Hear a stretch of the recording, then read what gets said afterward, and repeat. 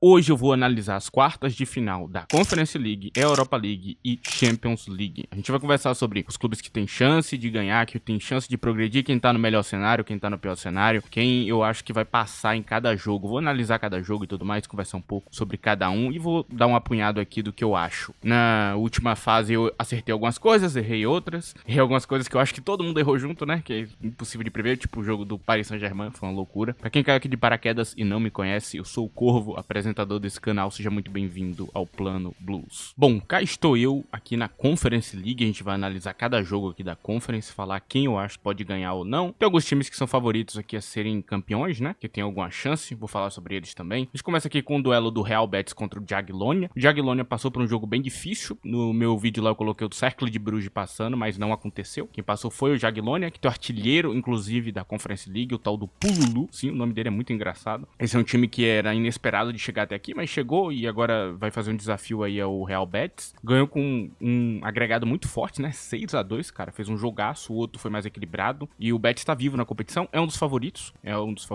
time que tem um bom futebol pra apresentar, um bom elenco. Mesmo sem Vitor Roque, né? Diria que a Antony tá tendo um impacto muito maior que o Vitor Roque teve desde que ele chegou no Real Betis. É um time com elenco pra poder desafiar o Chelsea. A gente tem aqui o Celje contra o Lugano, que acabou numa disputa de pênaltis. O Celje passando, eu tinha colocado o Lugano porque eu confiava mais. A Fiorentina passou por dificuldade contra o Panathinaikos. O Panathinaikos foi muito mal contra o Chelsea, mas aí a gente vê a diferença, né, de um jogo sério de mata-mata. Ele provavelmente deve ter jogado um futebol bem melhor do que o que ele tentou praticar contra o Chelsea. Foi muito fácil a partida do Panathinaikos, pra quem não assistiu. Então, de fato, aqui eu esperava bastante do Panathinaikos e ele até entregou. Fazer esse desafio a Fiorentina é muito difícil. A Fiorentina atualmente com o Paladino como treinador tá fazendo um excelente trabalho, um time sólido, um time consistente, que vem tendo os resultados estranhos ali, umas pedras no sapato. Na Conference ele praticou um futebol mais com as reservas, né? Deu uma rodada bem forte no elenco. Por isso não conseguiu disputar, por exemplo, com o Chelsea ali em vitórias. É óbvio que ele acaba perdendo em algum momento. E ele tá em terceiro lugar na Conference na primeira fase, passou aqui. Talvez seja um desafio bom pra melhorar como time, né? E eu acho que a Fiorentina passa sem dificuldades do Celje também. O duelo do Chelsea contra o Legia Varsóvia, eu acho que é um time bem chato, como eu indiquei no último vídeo. É um time que vai dar algum trabalho. O Chelsea não passou impressionando, mas fez o dever de casa. Não parece um time que tá muito favorito, assim. Tipo, quando você olha pra elenco, dinheiro e tudo mais, você pensa, pô, super favorito. Quando você olha pra atuação em campo, o jogo contra o Copenhague deixou muito a desejar do Chelsea, cara. Foi um time morno, que em nenhum dos dois jogos parecia ser o time melhor. Pareceu que individualmente tinha jogadores melhores e não um time melhor, como time mesmo. Então, de fato, o Chelsea aqui, ele tem um jogo difícil pela frente, é favorito, mas eu não tenho 100% de certeza que, primeiro, ele vai ganhar a Conference, e segundo, se ele vai passar do Legia Varsóvia. O Legia Varsóvia tem alguma chance ainda de ganhar esse jogo, mas eu tô com o Chelsea, eu acho que o Chelsea passa. Aqui a gente tem Djurgården contra Rapid Viena. Eu continuo com o Rapid Viena, né? Eu falei no último vídeo e eu continuo com ele. Eu acho que é um time que deve chegar longe aí. É um time que tá bem atualmente, sempre teve um bom trabalhinho de scout ali, então sempre montou um elenco competitivo e deve passar de fase também. Basicamente o que eu botei passando foi o Betis, Fiorentina, Chelsea e Rapid Viena. Agora a gente vai falar um pouco sobre a Europa League, né? Uma que me surpreendeu bastante. Eu acho que foi o lugar onde eu errei mais, né? Eu acho que eu acertei mais na Champions, né? Os jogos, né? Pra quem viu o último vídeo. Vamos lá. Bom, nós temos aqui os duelos montados da quartas de final da Champions. Tottenham versus Eintracht Frankfurt. O Tottenham passou alguma dificuldade ali no primeiro jogo e depois ele melhorou, que passou com um jogo bom e é um time que não se espera muito, no meu ponto de vista. O Frankfurt, por outro lado, meteu um pau no Ajax, que é melhor que o AZ Alkmaar, então dá um sinal bem positivo pro Frankfurt, 6-2, né? O Frankfurt é um time muito bom, nessa temporada tem feito algo muito acima da média do que deveria ser.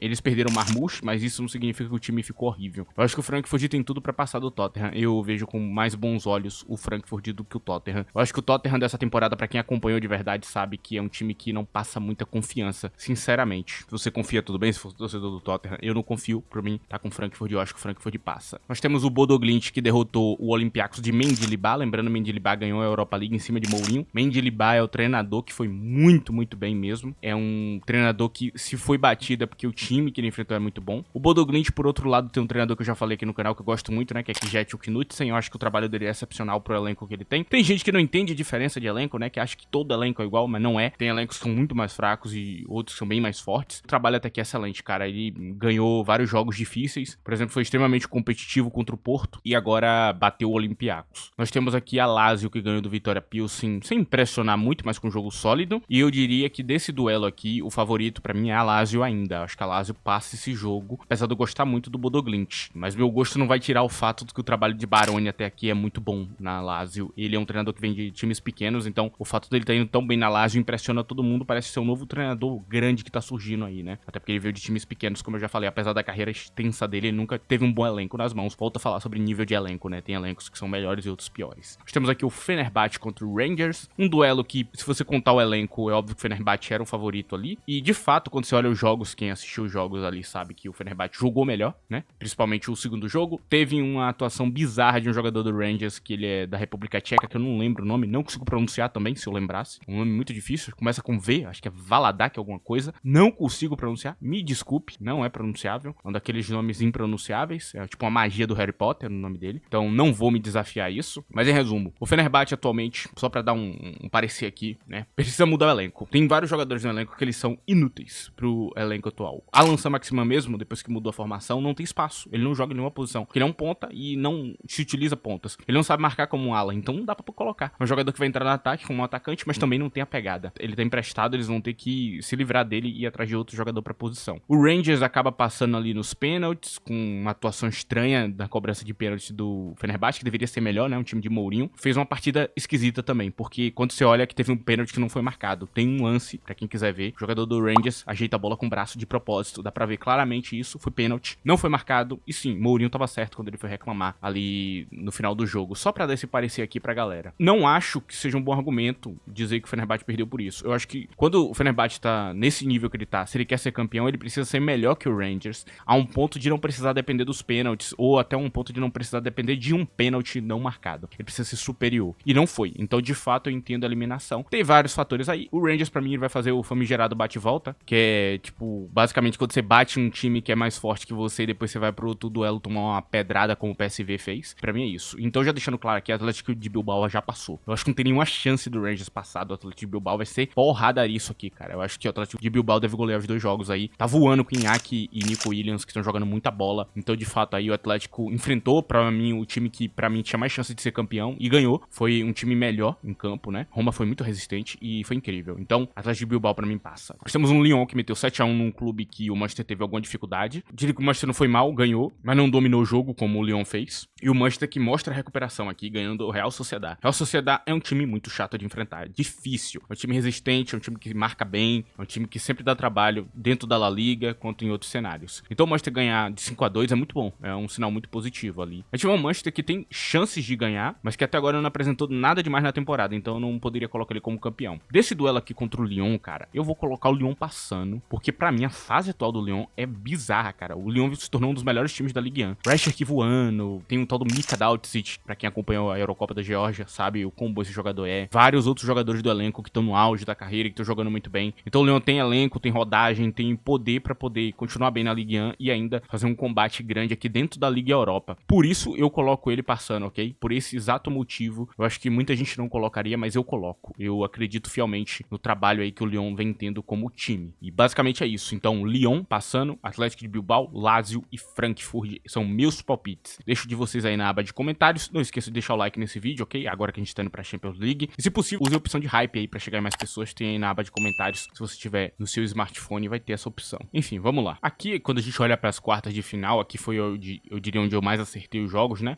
Eu coloquei a Arsenal passando. Eu disse que o PSV tinha chance de lidar com a Arsenal, mas eu imaginei que o Arsenal ia passar. Não imaginei que seria 9-3, né? Eu falei que o PSV tinha que ser uma piranha e ele entendeu do jeito errado, pelo visto, né?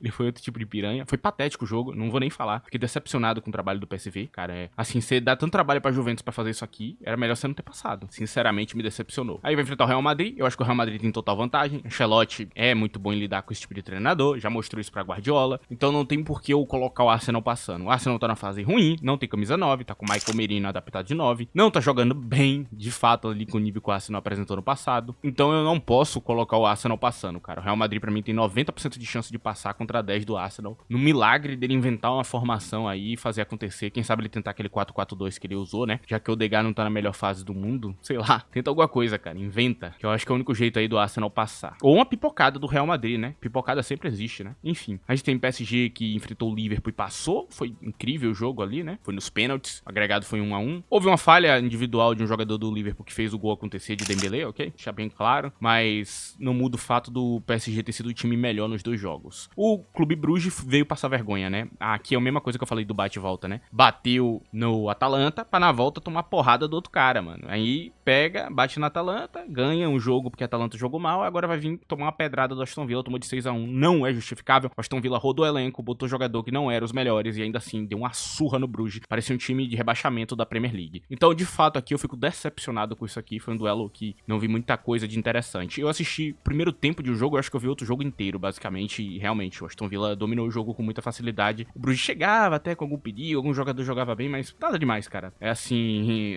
cara, eu não gostei do que eu vi. Assim, o PSG, cara, ele tem total chance de ganhar. Aqui é um daqueles casos que o PSG tá com a vantagem, mas eu vou ficar com o Aston Villa. Eu acho que o Aston Villa passa. O Unai Emery tem algo a provar ao Paris Saint-Germain, porque foi um clube que ele treinou e é muito mal visto pela torcida. É um excelente treinador, acho que ele vai se dedicar muito. Eu lembro quando ele enfrentou o Arsenal e eu vi a vontade dele de querer ganhar do Arsenal, porque a torcida odiava ele, né? Ele queria provar o valor dele, então acho que ele deve fazer a mesma coisa aqui e ele montou um time inteiro pra isso. Então eu vou acreditar, vou ter fé no Aston Villa aqui. Lembrando que eu deixo bem claro que a vantagem é toda do PSG como time. E o Aston Villa, cara, tá claro ali que se ele tiver melhores jogadores, os resultados são melhores. Se o Aston Villa tivesse um elenco de Big Six, assim, com a grana do Big Six, ele montaria um elenco, cara, bem mais competitivo, assim. Dá pra ver quanto melhor o jogador que ele tem, melhor são os resultados ali. A Asensio e o Rashford estão dando muito resultado. Então, eu tô com o Aston Villa. Eu acredito. Se tem 1% de chance, eu tenho 99% de fé, cara. O Aston Villa vai passar. Vai ser o único clube inglês vivo. Enfim, você torcedor do PSG agora vai me odiar, né? Vai, nossa, você não acredita no meu Paris Saint-Germain. Eu tenho que te falar que eu não tenho obrigação de acreditar no seu clube. Desculpa. De fato, aqui eu não tenho. Tem gente que às vezes acha que eu sou torcedor do clube dele, tá ligado? E que eu vou falar o bagulho a favor do clube dele. Calma, mano. Não é assim que funciona. Enfim, nós temos o Barcelona versus o Borussia Dortmund, que é um duelo que pra mim já tá ganho. Eu acho que o Barcelona vai passar. O Borussia Dortmund teve dificuldade contra o Lille. O Barcelona brincou com o Benfica, jogou com menos um e ganhou. Eu não vou nem falar muito disso, né? O torcedor do Benfica aí que me xingou tanto, porque eu falei que o Barcelona ia passar com facilidade. Tá aí, né? Eu acho que eles estavam um pouquinho errado. O Barcelona deve dominar aí o jogo contra o Dortmund, mas eu acho que não goleia não, porque o Dortmund vai vir com retranca. Provavelmente o treinador do Dortmund, o tal do Kovac, vem com retranca aí pra encher o saco. Deve ser até um duelo chato. O Barcelona deve tomar um gol aqui e ali. Deve ser um 4-2, 3-1, um bagulho assim. Um agregado, ok? Um agregado. Que imagino pra esse jogo. Aqui a gente tem o Bayern de Munique contra a Inter de Milão, que é o próximo jogo. E aqui a gente tem os erros que eu cometi, né? O PSG passou, né? Foi isso, basicamente. Eu coloquei o Bayern de Munique contra o Leverkusen, que foi o meu maior erro aqui, que foi 5-0 no agregado. É que eu tenho que explicar isso aqui, mano. O Leverkusen tá jogando muito mal. Tomou pau pro Werder Bremen, tomou uma surra. Foi bombardeado o jogo inteiro, inclusive, né? Tomou vários ataques perigosos ali. Poderia ter sido 4-0 o jogo. E, cara, assim, a fase do Bayer Leverkusen é horrível. Então, o Bayer Leverkusen entrou numa fase horrível no meio do mata-mata. Então, por isso que foi tão ruim. Isso aqui deveria ter sido um 5-3, 5-2. Poderia vencer o Bayern de Munique, até porque ele tem o melhor elenco, em teoria, ele deveria vencer, ok? Só pra deixar isso aqui bem claro. Mas, a gente tem que entender que quando você entra numa má fase, é assim mesmo, cara. Você vai tomar pau. E aí a gente tem a boa fase dos jogadores do Bayern de Munique também, que ajudaram bastante. A gente tem um duelo aqui que é o mais equilibrado. Se você for assistir um dos jogos aqui, eu recomendo o Bayern de Munique contra a Inter de Milão, ok? Ah, mas eu gosto de tal time. Eu não sou torcedor, mas eu gosto. Cara, se você quiser um jogo competitivo, é esse aqui. Assim, a Inter de Milão é um dos favoritos a ganhar o título. Não estou brincando quando eu falo isso aqui, não é um exagero. Quem acompanhou a fase ali de liga notou que a Inter de Milão é muito resistente. Tomou acho que 2 gols e é um time insuportável de enfrentar. O treinador sabe lidar com o treinador guardiolista, cara. Inzaghi é muito bom, cara. Então ele tem um elenco equilibrado com o do Bayern de Munique. É óbvio que o Bayern tem mais grana que a Inter de Milão, mas eu diria que não tá tão distante. Então, tem como ter um jogaço aqui, tem como ter um jogo que é 50-50, vai ser jogaço, assista. Eu acho que a Inter de Milão passa, eu tô com a Inter de Milão. Eu continuo sem acreditar muito no trabalho de Kompany nos mata-matas. Eu acho que ele fez um bom trabalho contra o Leverkusen e deveria fazer, né? Um adversário de liga e tudo mais. Enfim, e é basicamente isso. Esses aqui são os que passam. Inter de Milão, Barcelona, Aston Villa e Real Madrid, no meu ponto de vista. Posso estar errado, posso ter errado o duelo aqui PSG contra Aston Villa, que é o mais comum de eu errar, mas é basicamente isso. Esses são meus palpites. Eu acertei bem mais do que eu errei, né? Se você olhar pros vídeos ali. E basicamente é isso, cara. O que mais me surpreendeu foi a Conference, né? Que eu não conhecia muitos os clubes, então os clubes ali passou e eu fiquei tipo,